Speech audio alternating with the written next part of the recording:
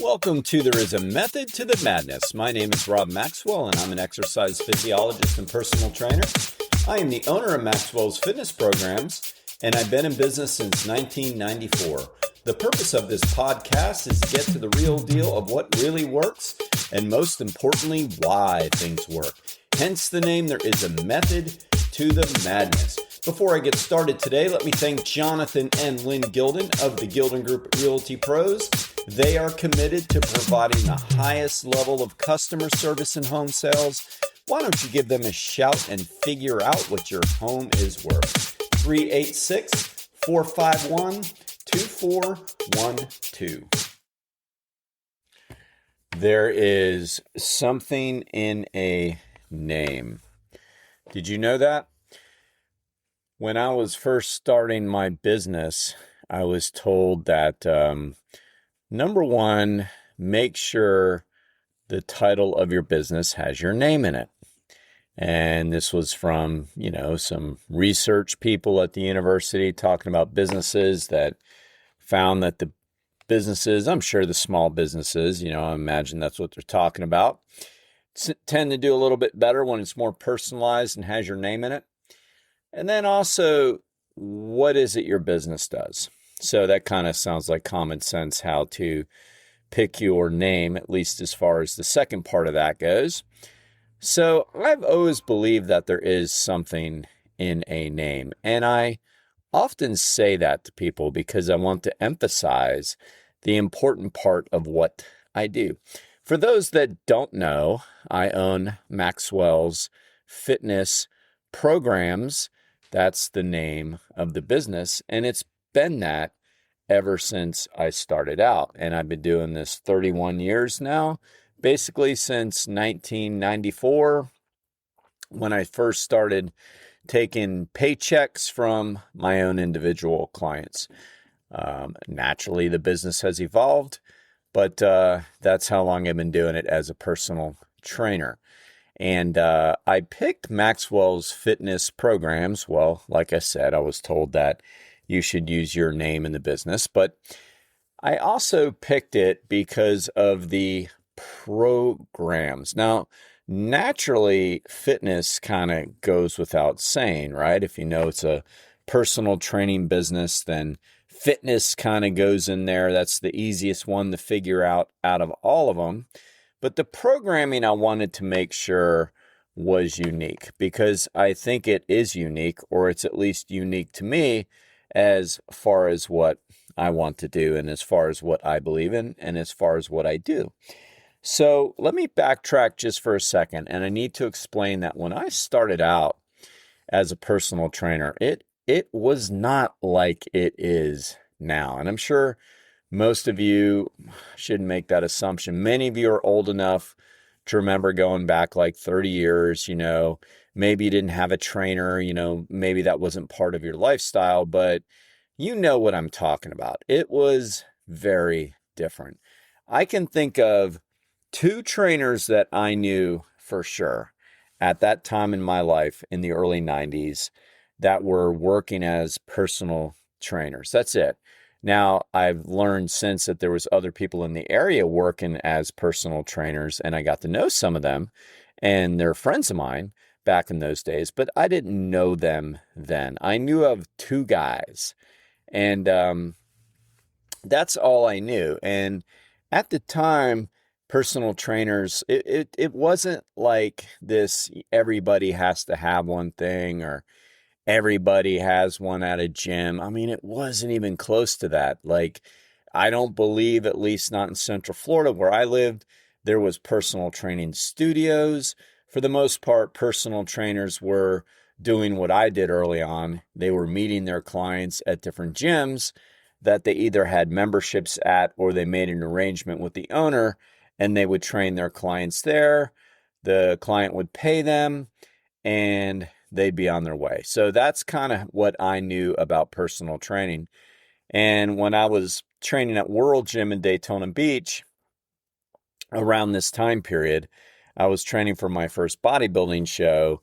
And I can remember these two guys coming in and they train people, and people would, they talk about, who they are and what they did. Cause, it's going to be, you're going to be curious. You're going to see these guys walking around and they always have different people with them. And it was definitely more of a luxury item back then. Like it was more of what you would think of it at the time, like only rich people had personal trainers type of thing. And there was one guy, he always waited for his client and she'd roll up in her Ferrari.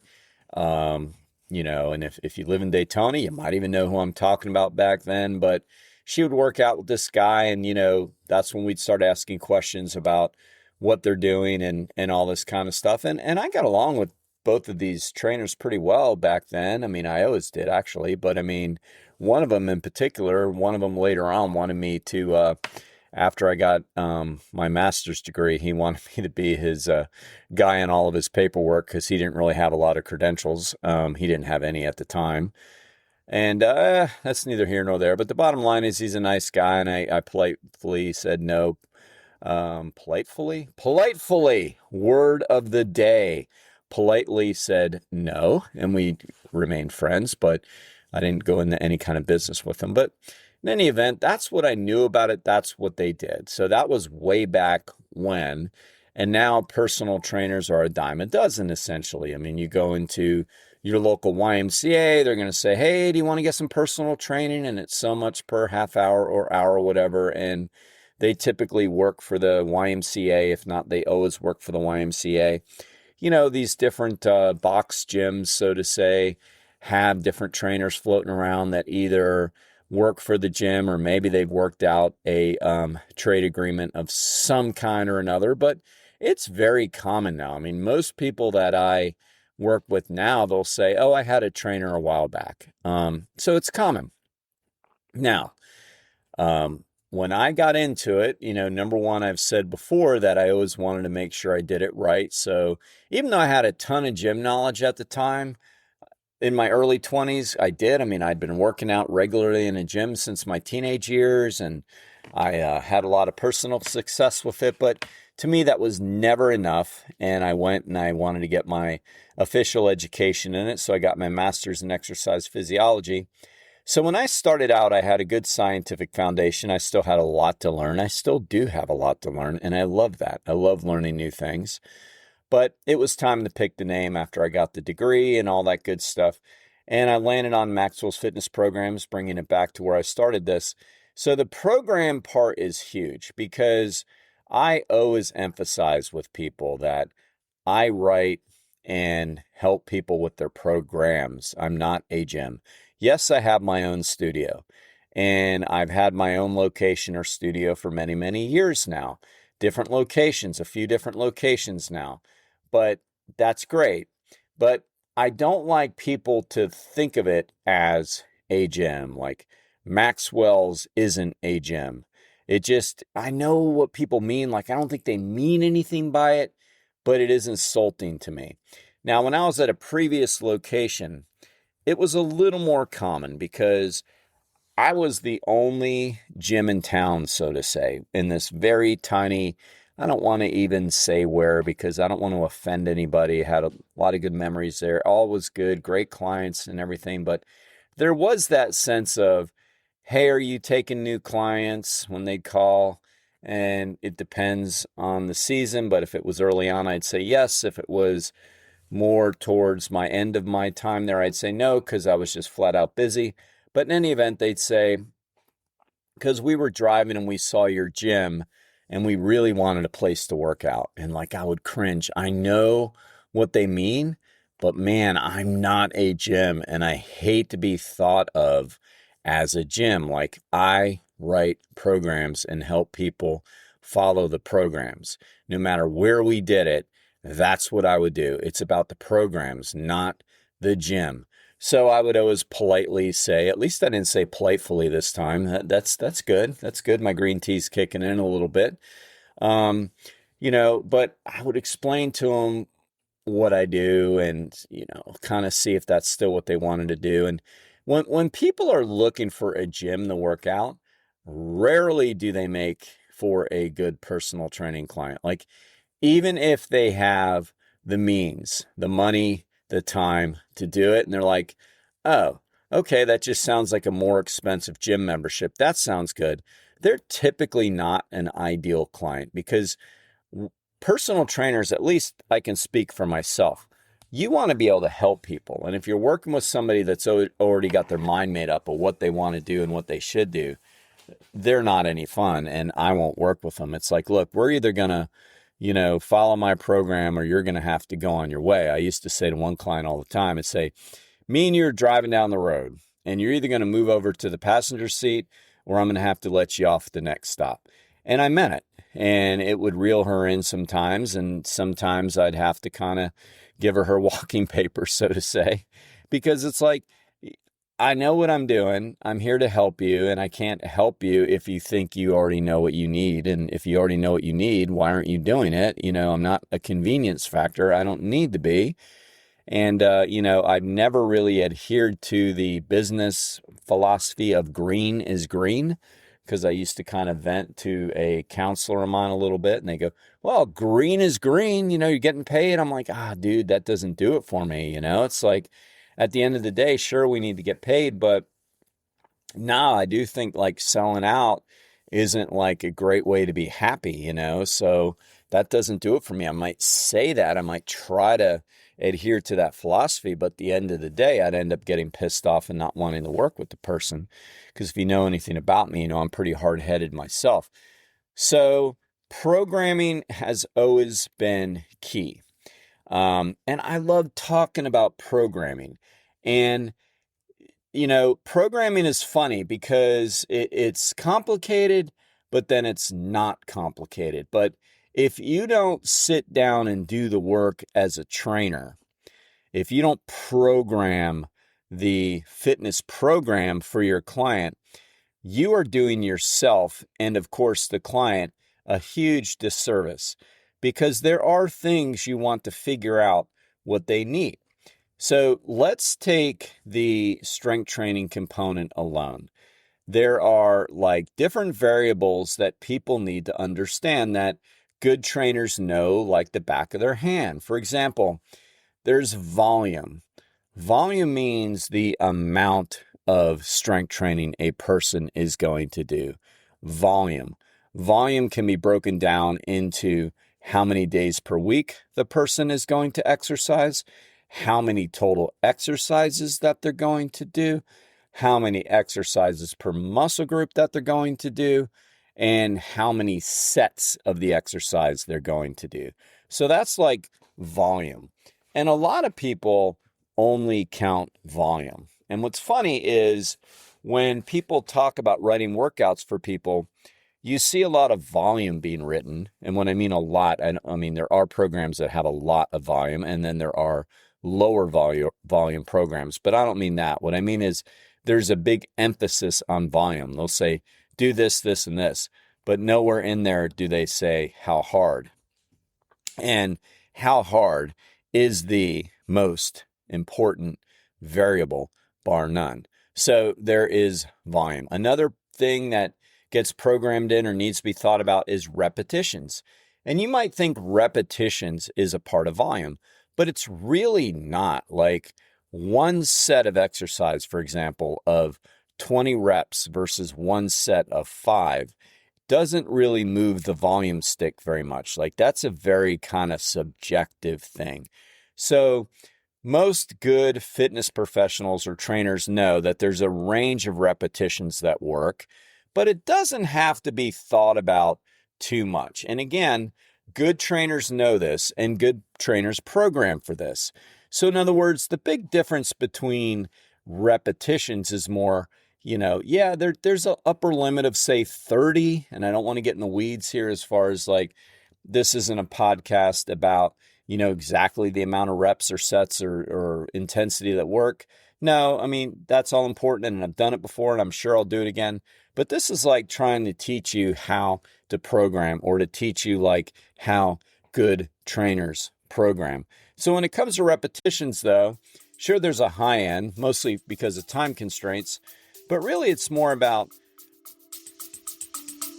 Stay with us. We'll be right back. Are you ready to unlock your full potential? I want to introduce you to the Fit, Healthy, and Happy podcast, a powerful resource to transform your life today. With expert interviews, practical tips, and inspiring stories, this podcast is your roadmap to lasting wellness. Here's what a listener has to say. I used to struggle with my health, but this podcast changed everything. It's like having a personal trainer, nutritionist, and life coach totally for free. With over 2,000 five-star reviews, we're a podcast you can trust. The Fit, Healthy, and Happy podcast, available now wherever you get your podcasts. Well, can we safely do higher reps with lower loads with this person that we don't know very well versus training with lower repetitions, i.e. heavier loads with this person that we don't know very well? And that's really where that comes in. It's like it's safer to start higher because you're using less weight. You can perform the form better. You can get to know the person better. I was working with actually one of my trainers yesterday who she tends to struggle a little bit with being able to pick like loads and reps, and I said, look, I put her on the overhead presses and I set the, the bar to make sure that's the right level of range of motion. And I put it on, I can't remember, it's 70 pounds actually. And I said, all right, so give me 6 to 8 reps. And after a little bit of a struggle, she gets it moving and I think she did 6. Now, total guesswork on my part, just knowing her a little bit and kind of saying, okay, if it's this load, you should be able to do this many reps, I should say. And then I let her rest a little bit and I said, all right, so now move this down to, I think it was 20. It was either 20 or 30 pounds. So it was pretty low load. And I said, now do 20. So then she was able to do 22. And I said, isn't that a pretty good guess? And, she's looking a little surprised. And I'm really happy my experiment was working out very well because I think sometimes actual doing things makes us learn a little bit better. And then I did the same thing on the arm curl machine. And I said, so, repetition is just correlated to load. So if it's a heavier load, you're going to do less reps. And I think even the non-trainer out there gets that common sense wise. But there's nothing magic about either. It's more if you have a certain load, there should be sort of how many reps you're going to get. And if a good trainer focuses on that more than they do other things, they would be a better trainer, because where volume comes in is that the person actually did a set of the exercise. In other words, if they went to failure or almost failure, that's a set, whether it be 7 reps or 22, it doesn't matter. It still impacts the body recovery-wise, for the most part, in the same way, so that it's considered one set. So sometimes I think trainers who still have things to learn don't focus enough on that and go, well, you're really worried about this when this isn't that important of a component. I mean, for me, I believe in overload, and that's a good reason to track and know how much weight you're doing and all that. But at the same time, it's like I can go into a gym and put the resistance, if I'm using machines, put the pin on a certain level and, start and then know approximately how many reps I'm going to be able to do and then try to get the failure. I don't think about it that much. And if there's only real heavy weights laying around, I'll go, okay, I'll use these and I'll do less reps. If there's you go to some of these hotels and their dumbbell rack only goes up to 25. So for me, there's a lot of exercises I can use more than 25-pound dumbbells for. But that's not the end of the world. I'll do higher reps. It doesn't matter. I'll go to failure with higher reps. I'll make this work. I promise you this. I'd rather be able to have the low end of the weights than the high, because with the low end of the weights, you can always make it work.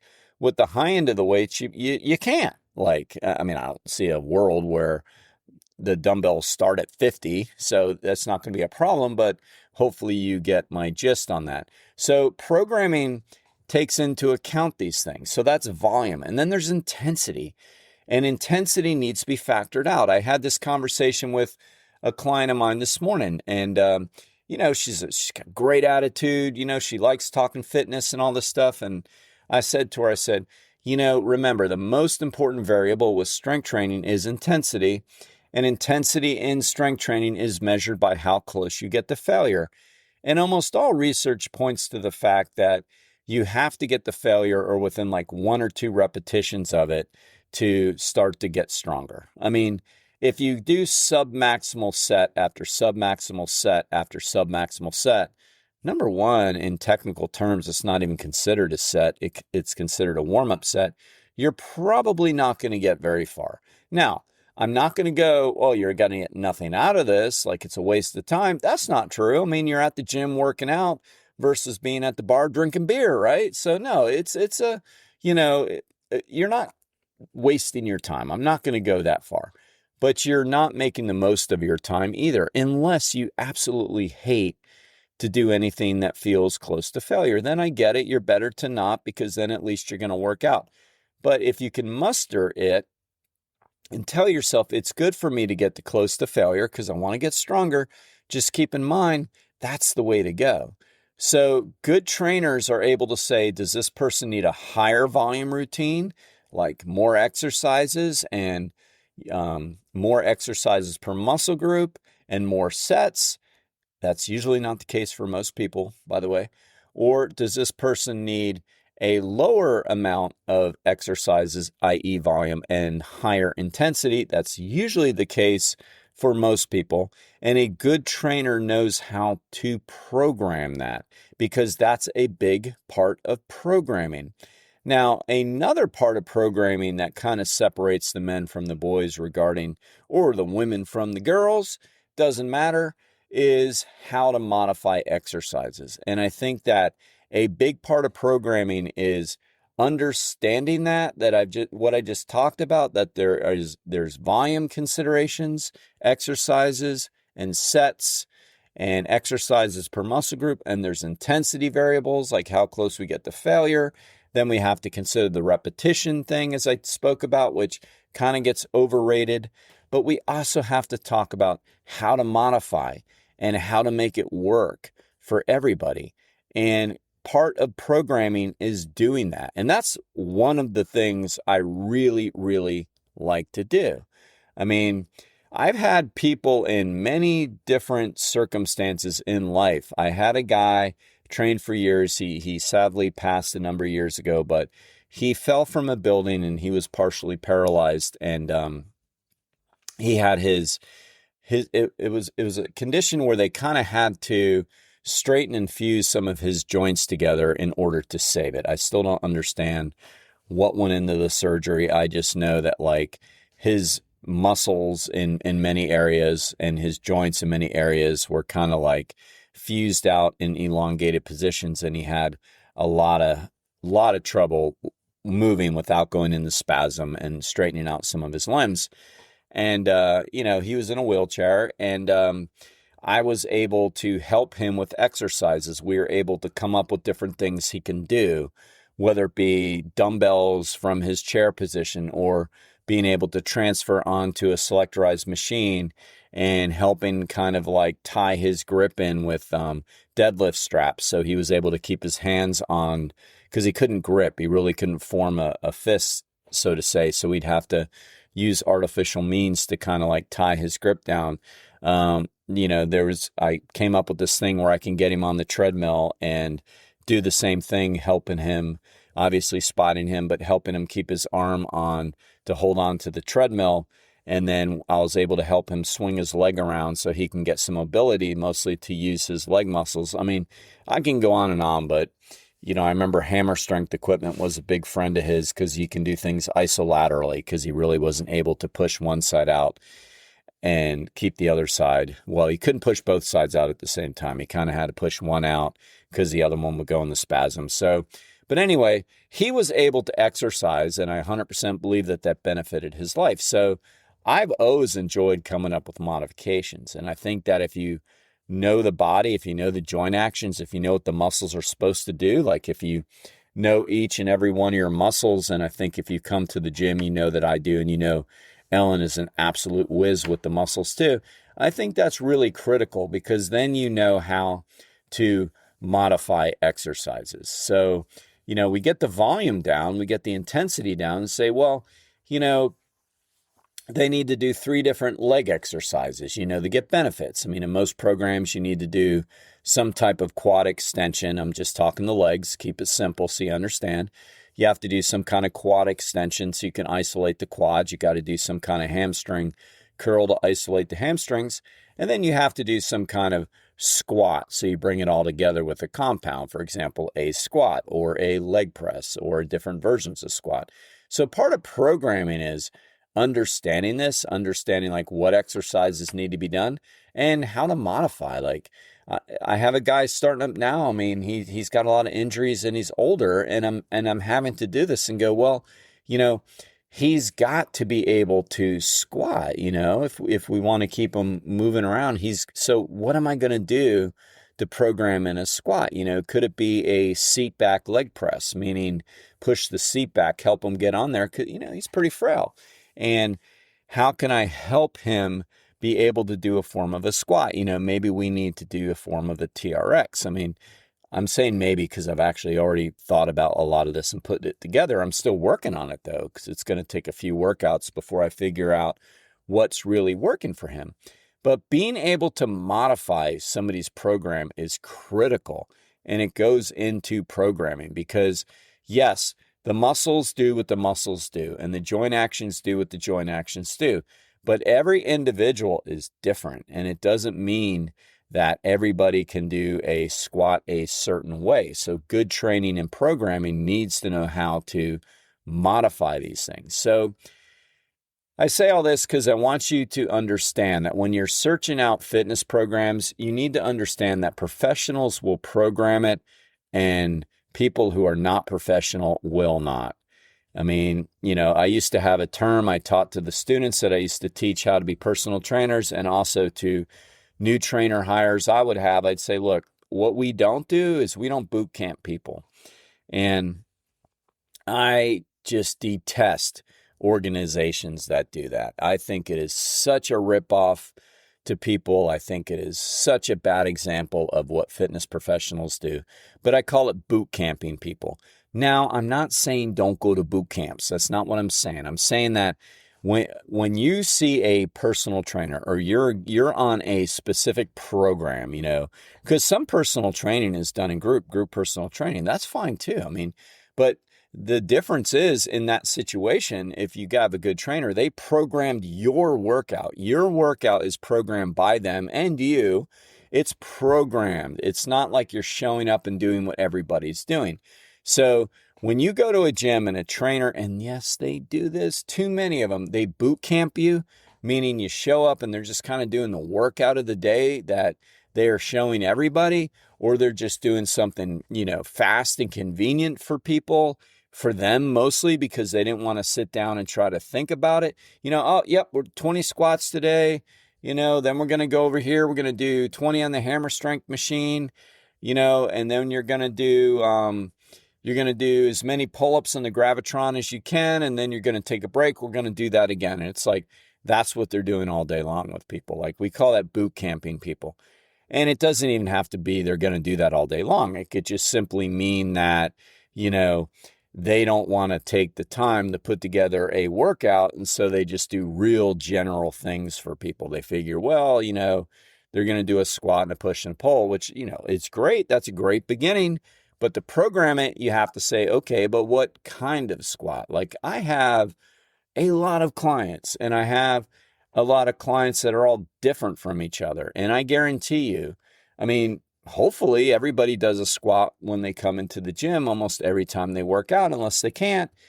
But they're all different kinds of squats. It depends on the individual. Somebody really healthy and young and all that great stuff can do like multiple versions of squats. But some people, you find the only squat they can do is a cable squat, or the only squat they can do is a TRX squat, or the only squat they can do is a goblet squat, or the only squat they can do is a chair squat, or a wall squat, or a wall sit. Like, the trainer has to think about the modifications of exercises and what is best for that individual, where they're going to get the most benefit from it. And once you do that, you find, of course, that it feels great to you because you watch people who couldn't do things all of a sudden be able to do things. And then maybe they're able to do different kinds of modifications. Or maybe you don't have to modify at all eventually. Maybe you can just, hey, instead of doing half squats, we're able to do full squats.